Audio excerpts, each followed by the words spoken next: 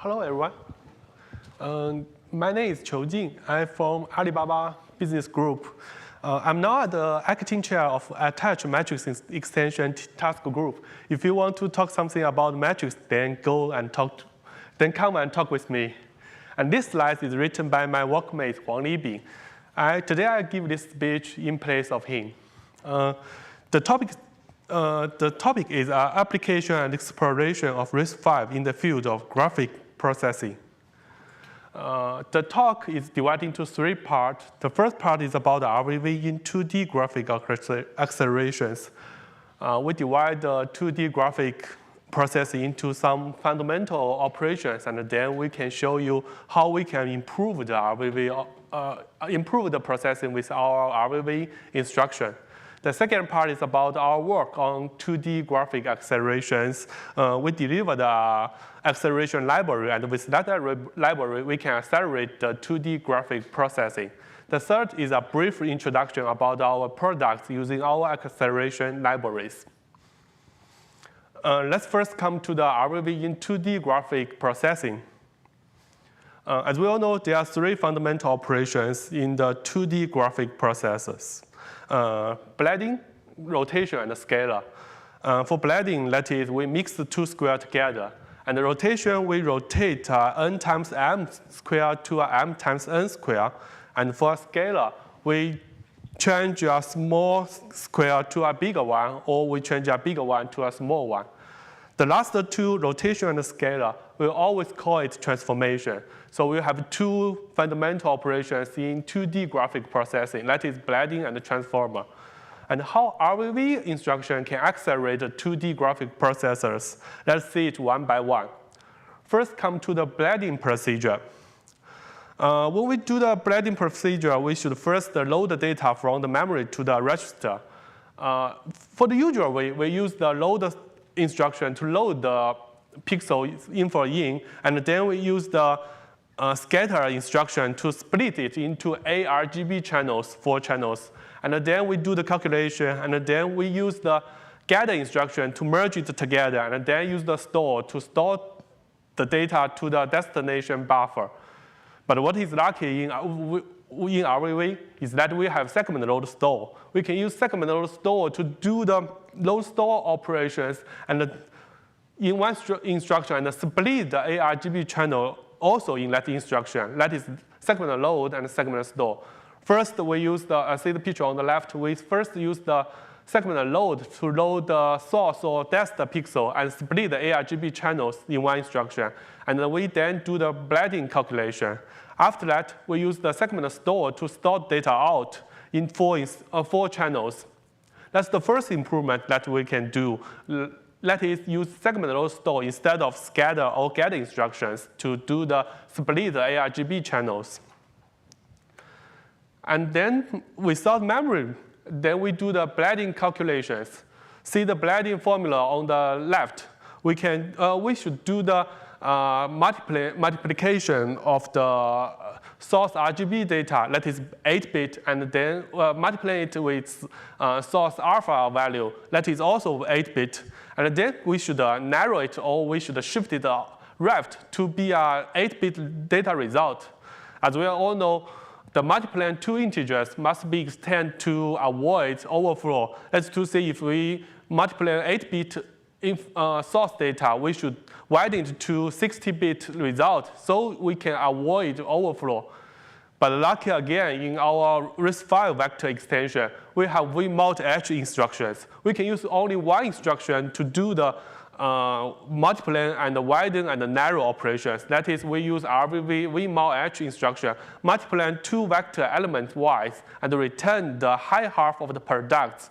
Only one instruction to do the three things, and no widen or narrow operations in that.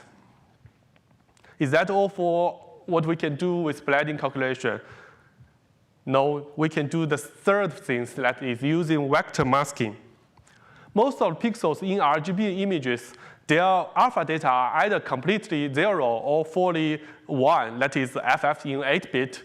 We can skip the unnecessary calculations, take the picture in the left as an example, there is no need to do any calculation, bleeding calculation in that case.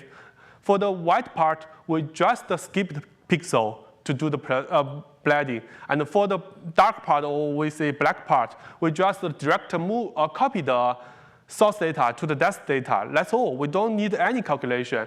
We can see the pseudocode on the right, which we can see 3 if-else cases. For the first case, if alpha equals to 0 to 0, we can skip the pixel. For the second case, if alpha equals to FF, we can direct copy to the desk. And for the third thing, if the alpha data don't equal to 0, 0 of FF, we should do the bleeding calculations. And lucky again and again, we have one instruction in vector extension that we can use it to do the 2 if-else case in one instruction. That is vector masking set not equal instruction. We can use the V0 to exclude SA equals 0 instrument, that is case 1. And then we use compare operations in the instruction to exclude the SA equals FF cases, that is case 2 in the pseudocode. And then we use this instruction to generate mask. The elements that are masked off will not participate in the calculation. Use mask can skip calculation, where vector elements only contains 0, 0, or FF. That is, we use only one instruction to do the all if-else case, and then we skip the unnecessary calculation and reduce the memory throughput. That's all the 3 parsing we are doing in the bleeding part. And here is the result of what we are, the result. We do the test on our Shantian C908 processor. You can see for the bleeding acceleration rate, we almost get 3 times performance boost in the RISC-V part compared to scalar part with different image row lengths. That's the first for the bleeding. And then how about transformation? For rotation. For rotation, we should do, if we want to do the 90-degree rotation, take the example on the right, we should rotate 2 times n squared to n times 2 tau square. What we should usually do, imagine we should use load to load the data inside, and then we use transpose instruction to transpose the pixel data in the register, and then we use store to store it out. But it's costly, and if we use RISC-V implementation, it's easy. We just use load store to do the themes. We use 2 units stride load to load the data in, and then we use segment store to store the row pixel to colon with NF equals 2, of course, because we take the example NF is 2 times n squares. So there is no transpose instruction inside. We don't need transpose instruction, and we can we can do it better for data prefetch since we use the basic segment load store instructions. It's a great thing, isn't it? So after all the segment load store acceleration in rotation, we can get perhaps 2 times rotation acceleration rates. The result is also tested on our Shantian C908 processor. One thing to mention, this processor is only with VLAN equals 122. It's not a very large vector extension. It's a very small extension, and we can get a high performance boost. After all this, we get after all this performance boost on the basic fundamental operations, we come to our work on 2D graphic operations. Our work on 2D graphic operations is that we developed CSI 2D, a 2D graphic acceleration libraries. You can see the picture on the left. We support splitting, color filling, and transformation, and many other 2D graphic operations in our library. And we accelerate it with RISC-V instruction and basic scalar instruction. We hope we can do the acceleration with RVP in the near future. For the graphic engine part, we ported to the LVGL, one of the famous graphic engine in the world.